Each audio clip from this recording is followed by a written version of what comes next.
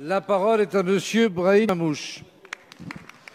Monsieur le Président, Monsieur le Ministre, dans le respect des principes fondamentaux démocratiques et de ce principe républicain constitutif de l'Algérie auquel nous sommes également attachés du peuple, par le peuple et pour le peuple, en tout cas avec le peuple, ce peuple héros de la révolution démocratique qui doit être entendu dans ses revendications aux libertés et à la justice. Je voudrais vous interroger sur la position de la France, sur les récents événements en Algérie, de nous dire si des mesures diplomatiques seront entreprises afin d'encourager le dialogue entre le régime algérien et le mouvement populaire et pacifiste, le Hirak.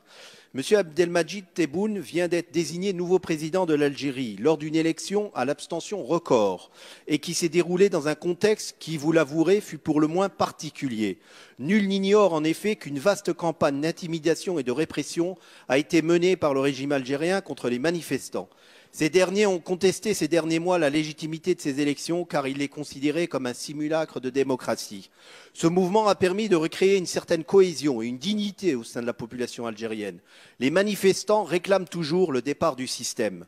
Depuis 10 mois, des milliers de personnes manifestent dans la rue de manière calme et pacifique, jour comme nuit. Ce mouvement est présent aujourd'hui partout dans le pays, à Oran, Alger, Béjaïa, Constantine, Rardaya, Tamanrasset et ailleurs. Ça bouge partout en Algérie.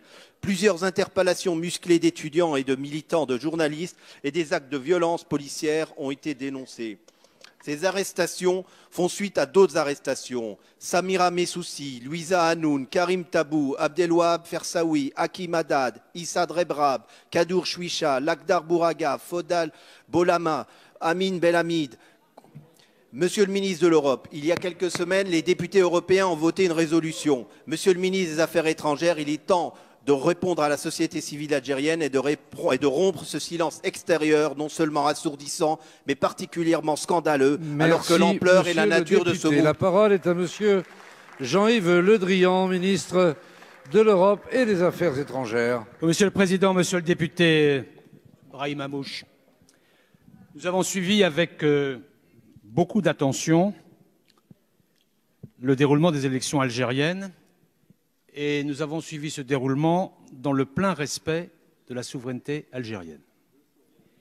Le Conseil constitutionnel algérien proclamait hier les résultats de l'élection et le président élu, M. Tebboune, devrait être investi normalement jeudi. Il sera, monsieur le député, naturellement l'interlocuteur de la France. Et nous lui adressons nos vœux de succès.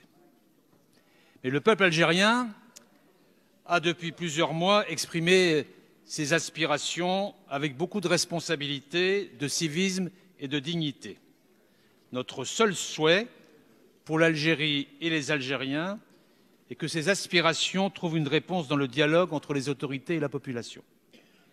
Le président élu a d'ailleurs fait dans son discours au moment de l'élection, au soir des résultats, un certain nombre d'annonces.